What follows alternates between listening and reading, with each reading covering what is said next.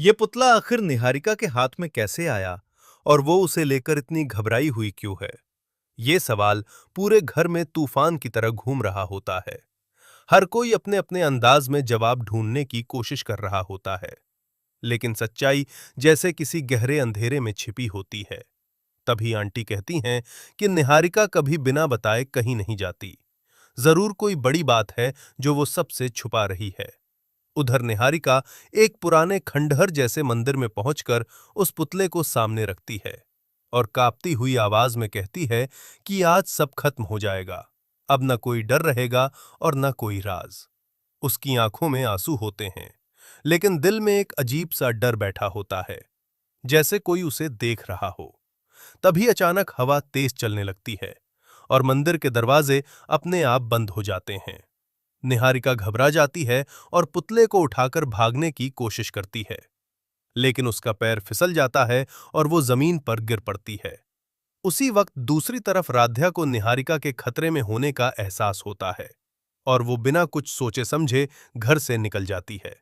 रास्ते में उसे वो सारी बातें याद आने लगती हैं जब निहारिका ने उसे कुछ बताने की कोशिश की थी, लेकिन हर बार किसी न किसी वजह से वो रुक गई थी। अब राध्या को लगने लगता है कि ये पुतला ही हर परेशानी की जड़ है और अगर इसे खत्म कर दिया जाए तो सब ठीक हो सकता है। उधर मंदिर में निहारिका को किसी की परछाई नजर आती है जो धीरे धीरे उसके करीब आ रही होती है। वो डर के मारे चिल्लाती है, लेकिन उसकी आवाज बाहर तक नहीं पहुंचती। तभी वो परछाई अचानक गायब हो जाती है और उसके हाथ से पुतला छूटकर दूर गिर जाता है।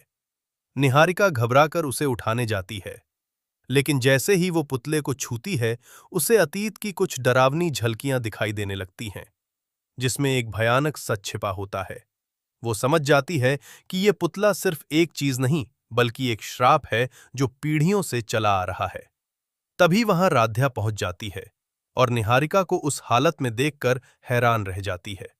वो उससे पूछती है कि आखिर ये सब क्या है, लेकिन निहारिका कुछ कह नहीं पाती और बस रोने लगती है।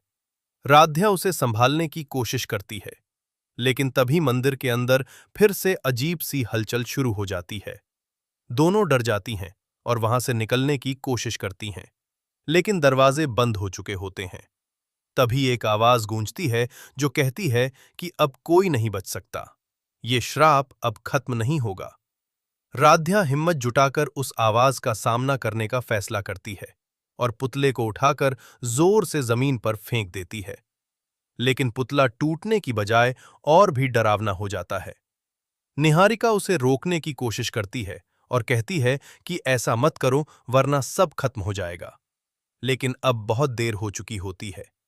अचानक मंदिर के चारों तरफ आग सी फैलने लगती है और दोनों उसमें फंस जाती हैं।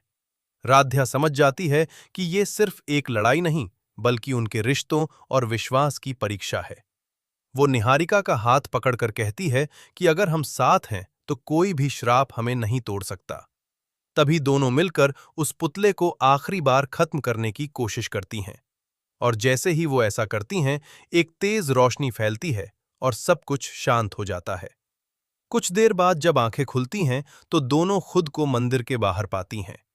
सब कुछ सामान्य लग रहा होता है, लेकिन उनके दिलों में एक डर अभी भी बाकी होता है कि क्या सच में सब खत्म हो गया या ये सिर्फ एक नई शुरुआत है। उधर घर में सब लोग उनकी चिंता में परेशान होते हैं, और जैसे ही वो दोनों वापस आती हैं, सबकी जान में जान आती है। लेकिन अब उनके बीच पहले जैसा भरोसा नहीं रह जाता। हर कोई सोच में पड़ जाता है कि आखिर वो सच क्या था जो निहारिका छुपा रही थी, और क्या वो पुतला सच में खत्म हो चुका है या फिर उसका असर अभी भी बाकी है। और इसी रहस्य के साथ कहानी एक नए मोड़ पर